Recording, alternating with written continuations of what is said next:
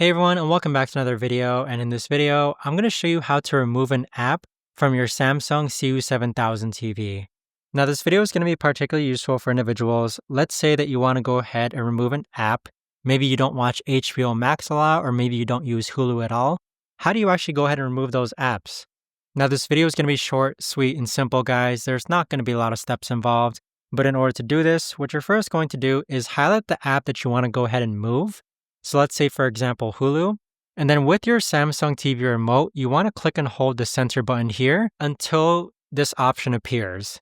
So what's going to happen is that you could actually highlight the remove option and remove it from your Samsung CU7000 homepage.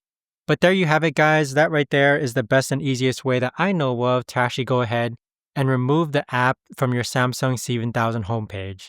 If you guys know of a better or easier way to actually do this, let me know in the comments down below.